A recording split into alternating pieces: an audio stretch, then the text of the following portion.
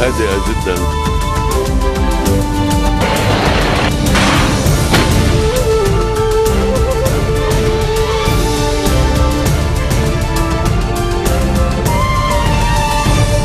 Nouvelle édition de la rédaction, merci d'être au rendez-vous. À la une de l'actualité, une nouvelle information précieuse dans la recherche des causes du crash de l'Airbus A320 d'Égyptair. Peu avant l'accident, des messages automatiques faisant état de fumée à bord ont bien été envoyés.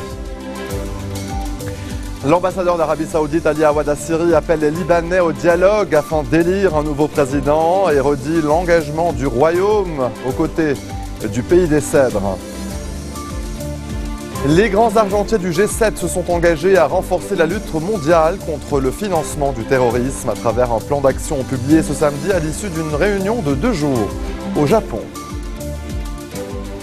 Et c'est une nouvelle information précieuse dans la recherche des causes du crash de l'Airbus A320 d'Égyptair. Après les débris retrouvés vendredi, peu avant l'accident, des messages automatiques faisant état de fumée à bord ont bien été envoyés. La France a dépêché un avion de reconnaissance maritime ainsi qu'un Falcon 50 pour tenter de délimiter la zone du crash. Les explications d'Axel Simon.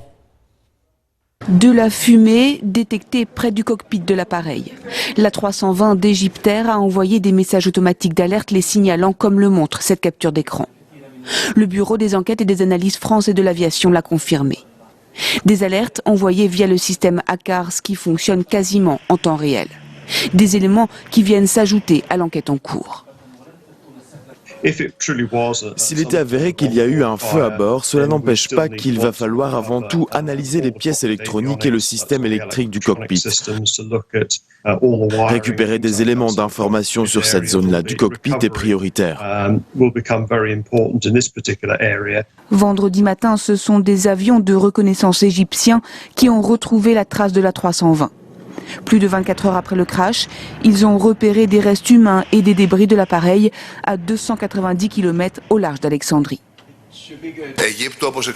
Les autorités égyptiennes ont découvert dans la zone de recherche les restes d'un corps, 2 sièges de l'appareil et plusieurs valises de passagers. Les causes du crash de l'avion qui reliait Paris au Caire demeurent encore inconnues. À 2h37, à peine entré dans l'espace aérien égyptien, l'appareil vire soudainement à gauche de 90 degrés. Il perd de l'altitude, puis il vire à droite, cette fois de 360 degrés. Il chute de 6500 mètres, disparaît des radars, sans lancer d'appel de détresse. Les boîtes noires n'ont toujours pas été retrouvées. Leurs analyses apporteront des éléments indispensables pour expliquer le drame. Elles pourraient se trouver à quelques 2500 mètres de profondeur. Et parmi les 66 personnes qui se trouvaient à bord du vol d'Égyptair, il y avait 15 Français et leurs familles veulent comprendre ce qui s'est passé. Prises en charge par les cellules de soutien, ces familles ont été reçues ce matin au Quai d'Orsay par Jean-Marc Ayrault, le ministre des Affaires étrangères. À l'issue de cette réunion, le ministre s'est brièvement exprimé. Ses priorités, agir en transparence avec les familles des victimes et rendre compte de l'évolution des procédures mises en service de la vérité. On l'écoute.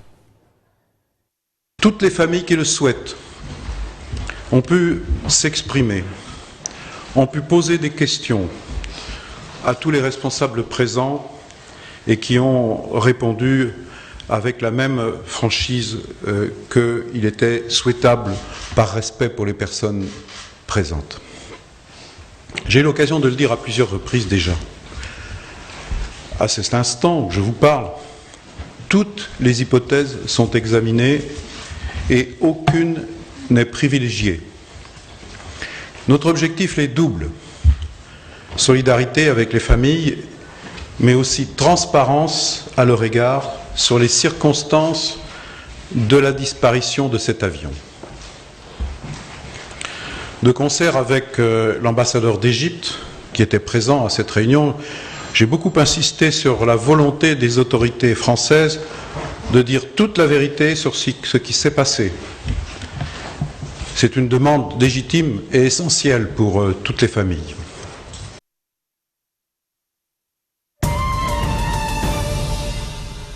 L'ambassadeur d'Arabie Saoudite Ali Awad Assiri a appelé hier soir les Libanais au dialogue afin de sauver le Liban. Il s'exprimait lors d'un dîner offert en sa résidence à Yarzé en présence d'un grand nombre de personnalités politiques et de dignitaires religieux. Selon le diplomate, le Liban ne peut plus supporter davantage et attend de ses dirigeants des décisions courageuses. Assiri a rappelé les conséquences néfastes de la vacance présidentielle sur la situation économico-politique du pays.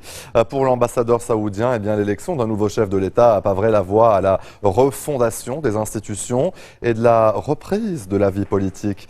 Ali Awad Assiri a enfin redit l'engagement du Royaume en faveur de la sécurité et de la stabilité du Liban, rappelant les liens historiques entre Beyrouth et Riyad. Dans le reste de l'actualité locale, 3 listes croisent le fer demain pour les municipales de dimanche, donc à Saïda, la capitale économique du Sud-Liban, compte quelques 60 000 électeurs. La liste de l'actuel chef de la municipalité, Mohamed Saoudi, soutenu par le courant du futur, est donnée grande favorite et pourrait rafler les sièges de la municipalité dans une bataille qui s'annonce toutefois ardue entre les différentes factions politiques représentées dans la ville, notamment l'organisation populaire nassérienne présidée par Bilal Charban. Une troisième liste non complète et présidée par Ali Cher Hamar se présente comme une liste islamique qui tente de redonner à la ville son cachet islamique. Et on vote également à Jezine demain où une dure bataille semble s'annoncer, notamment dans la ville éponyme. 2 listes sont en lice, l'une menée par le président sortant du conseil municipal, Karim Harfouch, désigné pour ces élections par le chef du bloc parlementaire du changement et de la réforme, Michel Aoun. Il serait boycotté par une partie des partisans du CPL. La seconde liste a été formée par l'ancien député de Jezine, Samir Azar. Elle serait appuyée par le mouvement Amal ainsi que par le parti syrien National Social. En ce qui concerne la partielle législative, 4 candidats s'opposeront pour le siège laissé vacant en 2014 après le décès de Michel Helou, ancien député. Restez des nôtres, on se retrouve après cette très courte pause. A tout de suite.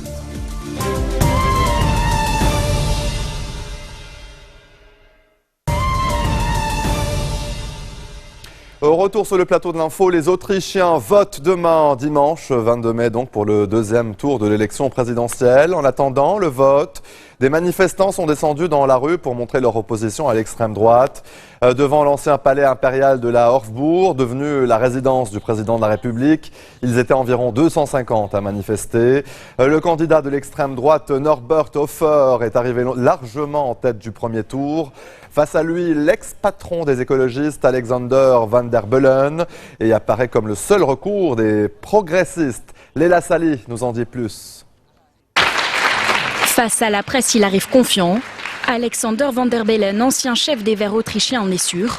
Dimanche, il sera élu président. Quand je serai élu dimanche, cela voudra dire que j'ai convaincu la majorité des électeurs. On n'entendra aucun applaudissement, nulle part. Madame Le Pen en France retiendra ces applaudissements, et beaucoup d'autres en Europe, quel que soit leur nom. Face à lui, Norbert Hofer, candidat d'extrême droite et discret vice-président du Parlement. Le FPE, l'un des partis d'extrême droite les mieux implantés en Europe, est arrivé largement en tête au premier tour de la présidentielle le 24 avril dernier, au terme d'une campagne centrée sur la gestion de la crise migratoire et dans un climat de morosité économique. Une situation inédite qui bouscule le jeu politique traditionnel. Depuis la Seconde Guerre mondiale, les 2 partis sociaux-démocrates et conservateurs ont toujours contrôlé la présidence. Pour cet analyste politique, ce résultat traduit avant tout un vote de contestation. Les gens sont très déçus du gouvernement autrichien. Si l'extrême droite gagne, l'impact, je pense, sera limité au niveau national. Parce que le président a surtout un rôle protocolaire. Des analystes qui préfèrent rester prudents, faute de sondage après le premier tour. D'autant plus qu'un événement inattendu a pimenté l'entre-deux tours. L'Autriche s'est dotée d'un nouveau chancelier après la démission de Werner Faymann, déstabilisé par le revers du candidat FPE. Les sociodémocrates ont propulsé à la tête du gouvernement un nouveau venu en politique, Christian Kern. Le nouveau chancelier a d'ores et déjà apporté son soutien aux candidats écologistes. Et en 60 ans de pouvoir partagé, les sociaux-démocrates et les conservateurs n'ont pas trouvé de solution aux crises qui agitent l'Autriche, en particulier la crise migratoire. Leurs représentants ne sont même pas présents au second tour. La presse de toute l'Union européenne crie à l'extrême droite, mais les Autrichiens, eux, semblent déterminés. Le reportage d'Anne Maillet. Timo a 19 ans, il bat le pavé pour le FPE depuis déjà 2 ans. Dans l'entre-deux-tours de la présidentielle autrichienne, les militants du parti sont tous mobilisés derrière leur candidat, Norbert Hofer. Dans une période de crise telle que la nôtre, les Autrichiens ont envie de se sentir en sécurité, de se sentir bien dans leur propre pays. L'immigration est un sujet central en Autriche. La criminalité préoccupe beaucoup les gens. Norbert Hofer, 45 ans, a séduit plus d'un tiers des électeurs au premier tour. Parmi les dirigeants du FPE, son style plus polissé détonne. Il évite les dérapages trop violents. Tout comme parmi les Autrichiens, il y a parmi les migrants des gens pas bien qui rentrent dans le pays. Il y a des criminels, des gens qui font du trafic de drogue et qui violent les femmes et les enfants. Hofer a largement contribué à la dédiabolisation de son parti. Mais il est soutenu par des groupes d'extrême droite radicaux comme le Bloc identitaire, qui a multiplié les actions contre l'immigration. Notre objectif, et de nombreux membres du FPO le partagent, c'est de conserver notre identité ethno-culturelle. Nous voulons une Autriche autrichienne, comme de nombreux Français souhaitent que la France reste française.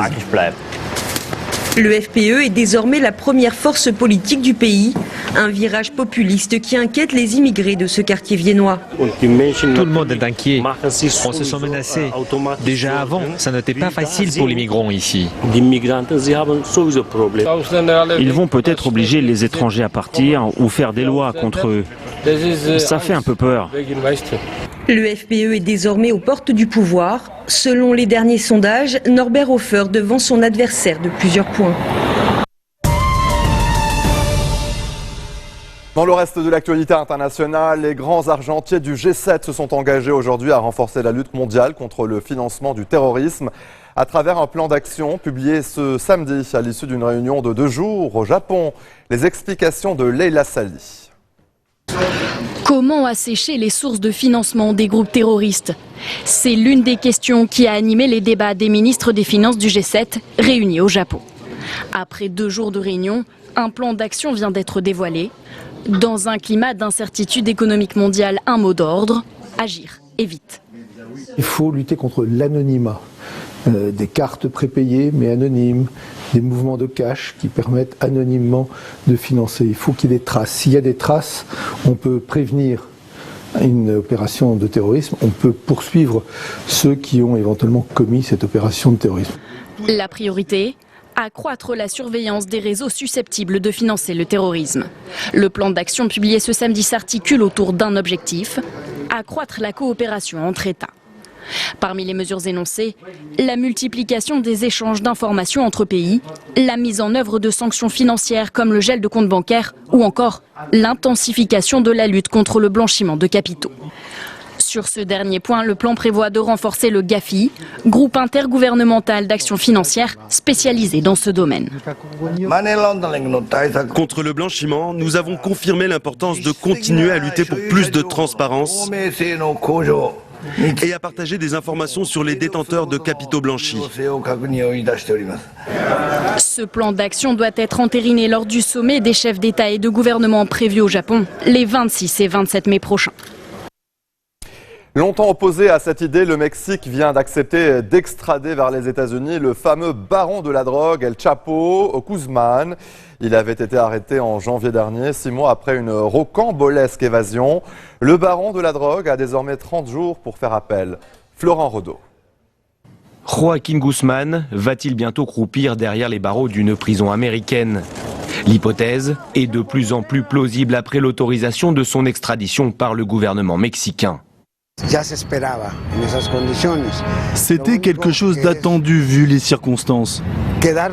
La seule chose à dire en ce moment, c'est que l'extradition ne peut pas se faire de manière expresse et précipitée. Il y a des procédures légales qui doivent être examinées avant cela. Longtemps opposé à cette solution, Mexico a été récemment rassuré par Washington. Celui qu'on surnomme El Chapo ne sera pas exécuté sur le sol américain. La Constitution mexicaine et le Tratado de México y Estados Unidos. La Constitution mexicaine et le traité entre le Mexique et les États-Unis stipulent que la peine de mort ne peut pas être envisagée dans ce cas. Même si la loi américaine le permet, elle ne peut pas s'appliquer à lui. L'avocat du baron de la drogue l'a d'ores et déjà annoncé. Son client va faire appel de cette décision, ce qui pourrait bien retarder son extradition de plusieurs semaines. Joaquín Guzmán est actuellement détenu ici à Ciudad Juárez, non loin de la frontière avec les États-Unis où il est inculpé pour trafic de drogue, meurtre et blanchiment d'argent. Longtemps considéré comme l'ennemi public numéro 1 au Mexique, El Chapo avait fait les gros titres l'an dernier après son évasion spectaculaire de la prison de haute sécurité d'Altiplano. Il avait été finalement recapturé en janvier dernier, conformément au souhait du président Enrique Peña Nieto. C'est ainsi que se referme ce journal. Tout de suite, le rappel des titres qui ont marqué l'actualité de cette journée. Et c'est une nouvelle information précieuse dans la recherche des causes du crash de l'Airbus A320 d'Egyptair. Peu avant l'accident, des messages automatiques faisant état de fumée à bord ont bien été envoyés. L'ambassadeur d'Arabie Saoudite Ali Awad Assiri appelle les Libanais au dialogue afin d'élire un nouveau président et redit l'engagement du royaume saoudien aux côtés du pays des cèdres. Et les grands argentiers du G7 se sont engagés à renforcer la lutte mondiale contre le financement du terrorisme à travers un plan d'action publié ce samedi à l'issue d'une réunion de 2 jours au Japon. Merci de votre attention. Retrouvez-nous tous les jours à 16h40 heure de Beyrouth. Vous pouvez également nous suivre en ligne sur notre site web ou en téléchargeant notre application mobile. Excellente soirée à toutes et à tous et bon week-end.